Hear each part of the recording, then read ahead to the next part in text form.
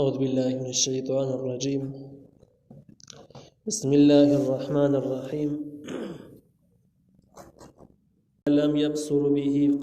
قبضت قبضة من أثر الرسول فنبذتها وكذلك سولت لي نفسي. سورة طه 96 نمبر آیت. بدې 96 نمبر آیت کې د سامری جواب ذکر کیږي د موسی علیہ السلام د سوال په مقابل کې. موسی علیہ السلام ته پوښتنه کړه چې تا د خلک ولې بلاری کړي گمراه کړي دي او دا څنګه څنګه جوړ کو څنګه را پیدا کو او دا आवाज څنګه کوي. نو سامری ورته شروع شو. قالن دویل بصرت ما ولیدو بما هغه سلم يبصر چې د نور نه لیدو به هغه لره فقبضت نمار واخست قبضه یومټه من اثر الرسول د قدمونو د استاذنا چې هغه جبرائیل علیه السلام دی. فنبذت حان ما دغه وګرځوله په دې څخه کې وکذالک سولت لي نفسي همدغه شان خسته کړه او زما د پاره نفس زما دغه کار ما ته خسته کار شو. د دې حاصل دا دی سامری ویل چې ما هغه سلی دل چې دوی نه لیدو. نو دوی سن لیدو سامری څه شی ولیدو؟ سامری جبرائیل علیه السلام لیدل او د خلکو نو لیدل. اوس دا د جبرائیل علیه السلام د سامری په کوم وخت کې ورید چې خاوري تر واغستلی او بل دا د خلکو څنګه نه لیدو. دغه یو قول دا چې کله فرعونیان دریاب ته راښکته شو او د موسی علیه السلام خلک برو خود په دغه ټینګ جبرائیل علیه السلام راغی په اسماني سور د ولیدو. یادار سامری د بنی اسرائیل چې کله پوری وتل په دریاب باندې پوری وتل او الته کې جبرائیل السلام په اسماني سور د موسی علیه السلام مخې راغی او ورته ویل چې اوس په کوهی تور ته لاړ شي الته به دیرش ورځې ساري روژه باندې سي او اذکار به کې اسماني کتاب ورته میلاو شي. په دغه ټیم کې سامری د جبرائیل السلام ولیدو او وی پیژاند د نور خلکو ونه پیژاند. اوس ولې د څنګه پیژاندو؟ نو دغه جواب تفسیر بیان القرآن ذکر کړی دی چې مخکې موږ ویلو په حدیث البطون کې وړاندې تیر شوي دي چې سامری کله پیدا شنو د بنی اسرائیلو د ماشومانو د قتلولو کالو او بیراون د دې د وجلو اعلان کړو. نو مور دا خبره کړې و چې بس زما د مخې چې وجنی دا بل خبره ده د خپل نظر نه پناه کوم نو بیا خمري جمري دي. یو غار کې کی خو د هغه غار ته بس جبرائیل علیه السلام راتو خوراک به تراوړ ورکاو به او بری طریقه باندې دی غټیدو. نو د جبرائیل السلام په داسې انداز باندې لیدل او پیژندل چې جبرائیل السلام په کوم ځای باندې قدم کی خو هغه ځای کې بچنه بوټي راځرغون شو د ژوند اثر به سترګن شو نو د ښکارېده نه.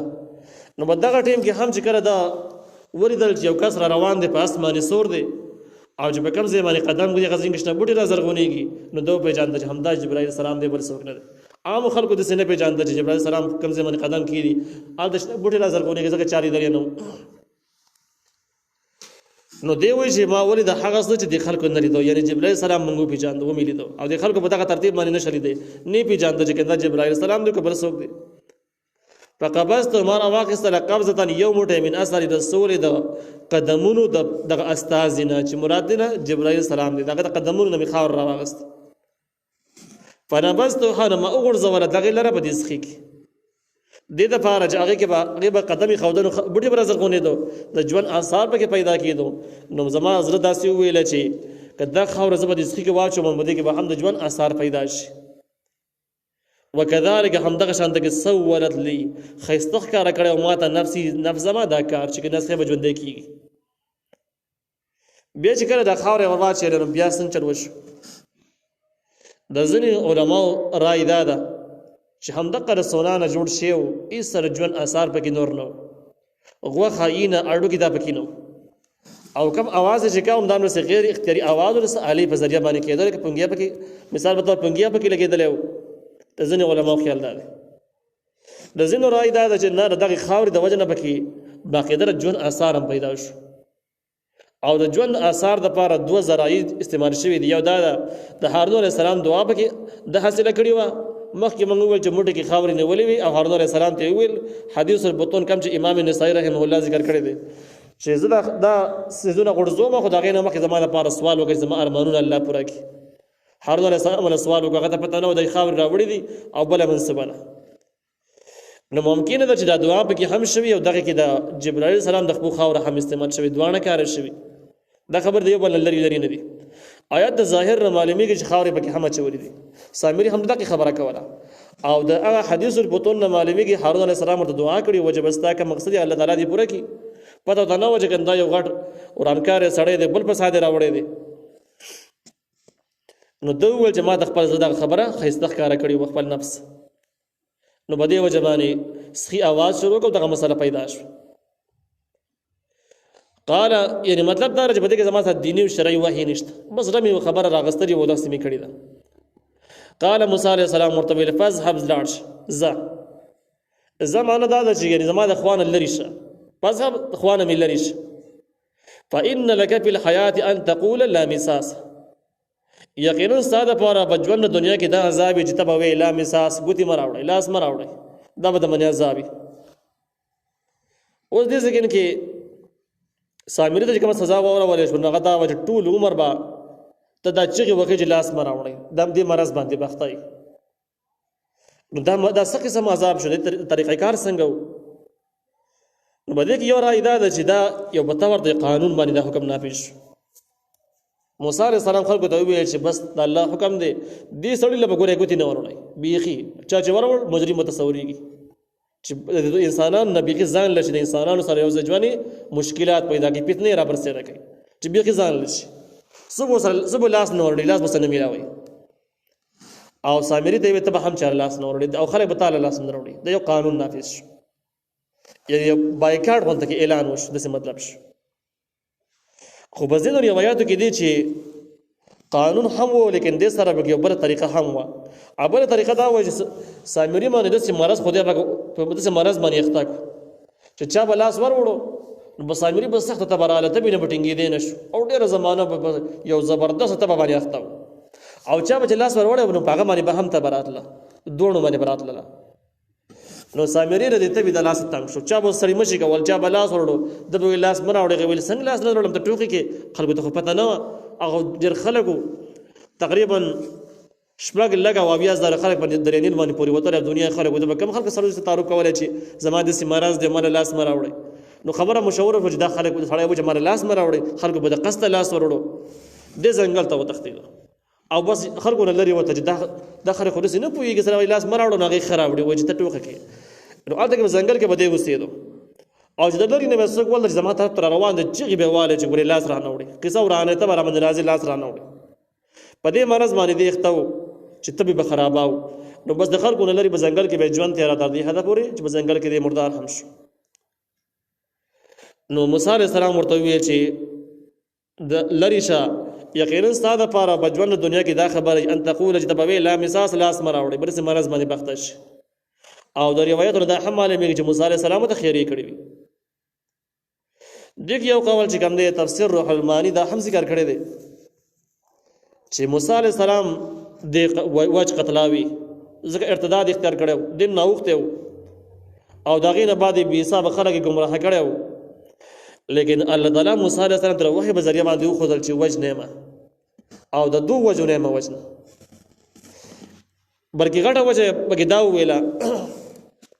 چې دا انسان دا داسې سړی دی چې د خلکو خدمت یې کوو، د بني اسرائیلو به ډېر خدمت کوو، په کم نیت باندې به کوو. والله عالم. نو ځینو روایاتو نه معلومېږي دا د هند سړی او د هندوستان او دې د غواګانو عبادتونو والا سړی او دغه مصر ته په څه طریقه باندې راغلی و. بیا چې ورته پته ولګېده چې فرعونیان خلک وژني او د قبطیانو نه بغیر هېڅوک هم نه پرېږدي، نو په موسی علیه السلام ایمان راوړ چې د هغې د برکته نه دی په دریای نیل باندې هم پورې وت. او ځینو روایاتو کې دی چې ایمان یې اړوله راوړی نه و، بلکې اول ورځ نه کافر و، خو د ایمان اظهار یې کوو. د موسی علیه السلام د ملګرو سره انډیوالي شروع کړې وه، نو هغوی د انډیوالۍ د وجې نه دریای نیل باندې دی پورې وت او کافر د اولې ورځې نه مسلمان شوی اړوله ونه. نو په دغه طریقه باندې همدې دغه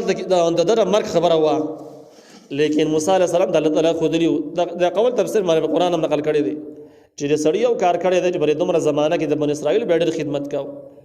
او بس خدمت او دویم سخاوت پکې و، خرچه به یې کوله، پیسې ورسره وي، خرچه به یې کوله په غریبانو باندې. نو یا خو یې ځان ځای کوو یا دا چې بس کېدی چې سخاوت او خدمت به یو عادت جوړ شوی و. د الله نظام د سیده جره اچا خدمت او خواري ضایع کوي نو که کافر نو هم دا غیر بدلاوله په دنیا کې ور کوي آخرت کې خو نه ځایږي دا کار نه ور کوي لیکن د خو کارونو د کافرانو ته الله تعالی بدله هم په دنیا کې ور کوي هغه باندې مصیبتونه کمی ګټه وټه سیوای غمونه کمی دغه تعالی تعالی ور رسي نو سامری ته هم الله تعالی دغه یوز په دنیا کې ورکو چې قتل نه بچ کو چې مری بنا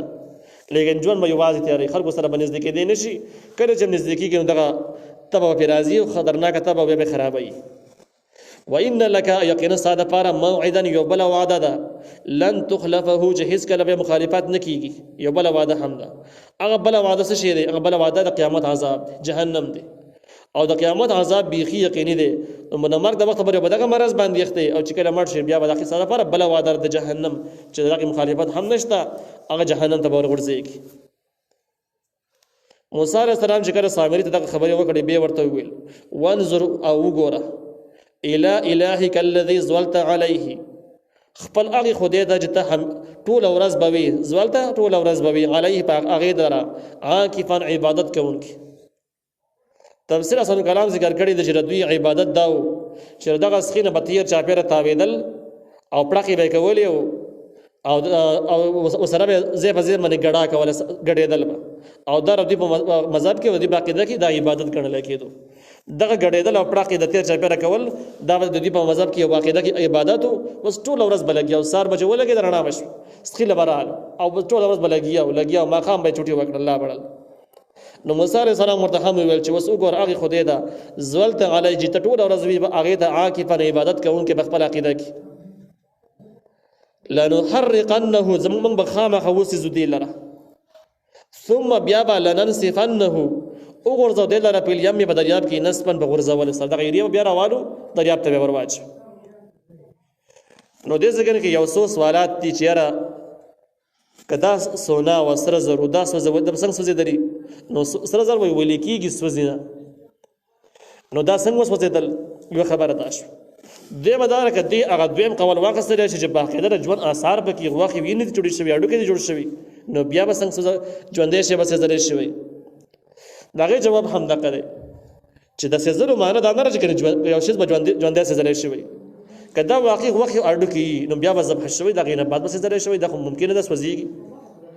کدویم قول لا واخلي چې دا قصو ناوا او دا ژوند آثار به کې اډلونه هم صرف आवाज کولې شو بس دومره وا نور وخت اډو د لانو وخت سونا وا او سوال دا دی چې ګره سونا خو لیکيږي سوزینه نو بیا جواب دا دی چې ټیک ده چې اور باندې خو نه سوځيږي لیکن د موسی علیه السلام معجزه لرله په معجزه باندې خو سزل څه ګران کار نو چې موسی علیه السلام ورځ سيزما خامخه به سزل کېدو بیا پاتې کېدو نو ځکه موسی علیه السلام معجزه لرله دا معجزه مالک نو ممکن دی چې معجزه به ذریعہ باندې استوي نو د دې نو دا خبره دا قول هم معلوم شو چې کوم سیل سبب د شرک شوی خلکو د عبادت کړي او شرک یې کړي نو دغه چې کوم سبب د شرک دغه سیسه ځل پکار دي چې بيخي نوم ناموس ختم شي اثرات پاتې نشي لیکن دا کله چې بده کې سانه کله چې د انسانان نه بل څه شي لکه د ونی عبادت شوی د ګټ عبادت شوی د پکار دي چې هم دغه څه سره وشي خو پاتې شو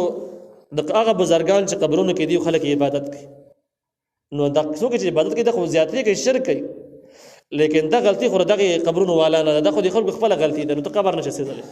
قبر ته ور نشي چولې دغه شان د نور د سې کڅوک د شاعر الله عبادت کوي او برس طریقه د شرک کوي زیاتې کوي چې یاره هغه ناجایز دي نو شاعر الله سيزل هم ناجایز دي هم نه دي البته داخله به منی کیږي نو دغه ټیم د سيزي به ال چې کله ودی دار شاعر الله نه ژوندې سيز نه دغه شان انسانان نه د انسانانو قبرونه نه ذکر دي به حرمتي خو ځان له جرم دي ګناه ده نو هغه به حرمتي خو نشي دغه اوس خیره نو سخي سيزل ورته چول د خو هیڅ خبره نه ده دا نه انسانان دي نه پکې ساشته دي نه د شاعر الله توهین دي بس زری پکار دي چې آثار ختم شي دغه طریقه باندې د عمر فاروق رضی الله تعالی عنہ زمانہ کې هم یو ونه د کوم ونه لانه چې بیات شي بیات رضوان شي هغه بیات چې کوم کې د عثمان رضی الله عنه د شهید کېدو دروغ افواق ورش ولا او نبی رسول الله صحابه کرام راجم کړ چې موږ د خبرو انتقام اخلو واپس نزو تر څو پورې خبرو ګټلې نه دا خبرې واپس کیږي او ډېر زیات صحابه کرام د نبی رسول الله صلی الله علیه وسلم سره بس یا انتقام دی یا شهادت د حقوق بزونو دغه بیا دغه ونی لاندې کومې ونی لاندې چې بیات وشو دغه ونه د عمر فاروق رضی الله عنه زمانه کې خلک به احترام لرات او ځینې خلک به د صدیق ولی غلط فهمي خطای سره نو عمر فاروق رضی الله عنه پیغام ولېږه صحابه کرامو ته لاړ دغه ونه به اخمنه کاټ کی علامات ختم کړي څوک بیا ونه چې څوک معلوم هم نه کړي کوم ځای کې و ځکه د شرک سبب جوړيږي بس لری کې ختمه کوي نو دا طریقه ټکی دا صحیح طریقه ده لیکن څوک چې وایي چې قبرونه به مسیحي قبرونه به در شان کې نو دا خبره غلطه ده سمون نه خوري ځکه د انسانانو توهین دا به حرمتي دا خو بد کار دی به چې کوم بزرګان دی لوی خلک دی باندې د پیغمبرانو قبرونو مشترک خلک عبادت کوي نو هغه به حرمتي خو څوک نشي کولای نو موسی عليه السلام دغه وسه او دغه شان دریاب ته واچ انما الهکم الله الذي یقینا اله خدای تاسو الله دی حق الله لا اله الا هو لا يقضي عبادت الا هو مگر دق الله دی دا مضمون توحید شو چې کوم خلکو د سخي بندګۍ کې الله زیاتې کړي دي او سخي د عبادت لایق قطعا نه دی بلکې د سخي په شان د کې هیڅ څوک هم د الله نه بغیر د بندګۍ قابل کې دی نشي وسع كل شيء علما او رسیدل دی الله تعالی هر یو شی ته خپل علم کې علم پراخ دی هر شی من الله تعالی علم موجود دی او د الله تعالی نه بغیر دومره پراخ علم د اچا هم نشته نو چې د بل چا علم دومره پراخ نه دی او دې بندګي کې جو اسی بلګي خو د خبر نه دی نو څنګه ته بندګي کې یو الله د علم هر څه رسیدل کتب تور تیار کې بندګي کې همستانه خبر دی کبرنا کې همستانه خبر دی کبرنا کې پټ اسکار کې الله دې خبر دی نو د الله تعالی بندګي ځکه بکار د رسایي عمل به ضایع کیږي نه د بندګي د لپاره لازمی خبردار د غستا د احوالو نه حکم اس کم خبري چې د سوال کې هغه سره سوال نه خبري سره مجبورونه خبري او دا صرف الله تعالی کې دې شي برسو کې دې نشي یو الله تعالی د بندګۍ لایق شو کذالک هم دغه شان د کې نقص علیک من بیانو ته پیغمبره من انباء ما قد سبق د واقعات د هغه نه چې کوم وړاندې تیر شوی دي وړاندې واقعات ته من بیانو وقد اتیناک یقینا من درکړې رتا ته من لدن د خپل طرفنا ذکر کتاب د نصیحت والا کتاب درکړې د قرآن دی لدې ځکه ان اخوه ترغیب ذکر کی قرآن ته چې قرآن څومره اهم او ضروری کتاب دی بجون کې او کم خلک د قرآن اعراض کې مخ اړای د هغوی لپاره تخویفات یری ذکر کیږي بد احوال ذکر کیږي چې د خلکو انجام به خراب شي الله تعالی من اعرض عنه فانه يحمل يوم القيامه وزره چا چې مخ واړاو د دغه قرآن نه یقینا دا به اوچتای ورځ د قیامت باندې وزرن درون بوج حمل چې کوم دی دا عام بوج ته ویل کېږي سپکې کدرونی او وزرن هغه درون بوج ته ویل کېږي د انسان ملا ماته د انسان د وس نه باري هغه درون بوج ته ویل کېږي نو دا زجر شو او تخویب شو تخویب اخروی شو هغه خلکو د پاره د قرآن نه مخ اړای قرآن نه مخ اړول څه شي دې څه مطلب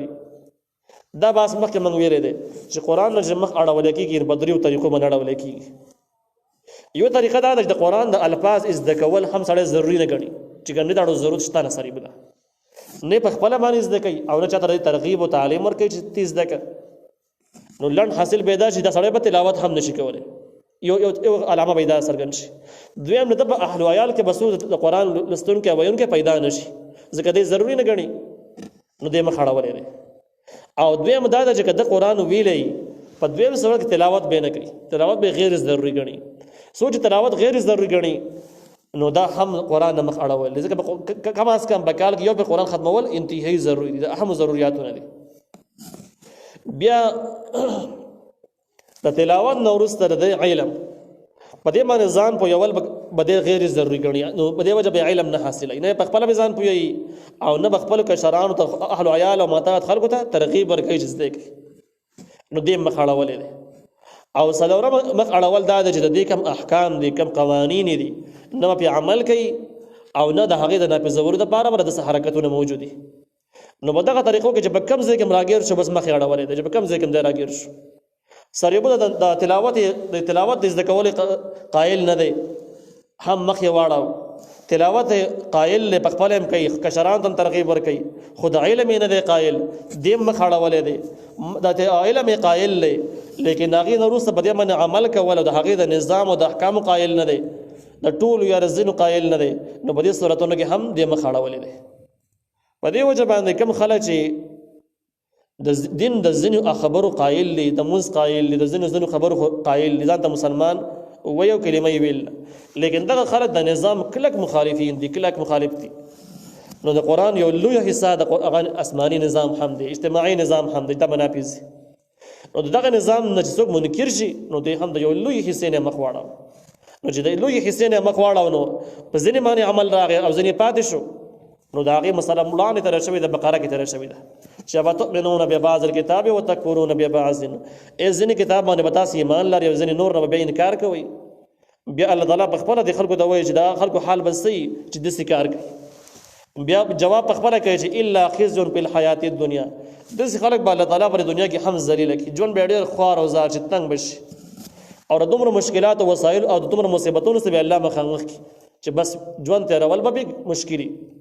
او په آخرت کې به د هغې دپاره عذاب لوی دردناک دی، لوی عذاب کې به الله تعالی اخته کوي. نو دا د مخ اړولو صورت شو. دلته کې لنډه خلاصه دا شوه چې چا د مخ واړه په دغه طریقو باندې فانه یحمل یوم القیامة وزرا، یقینا دوی به اوچتوي په ورځ د قیامت باندې یو دروند بوج. نو دا د هغه تخفیف اخروي ذکر شو، د دنیاوي تخفیف ذکر نه شو، هغه وړاندې تېر شوی.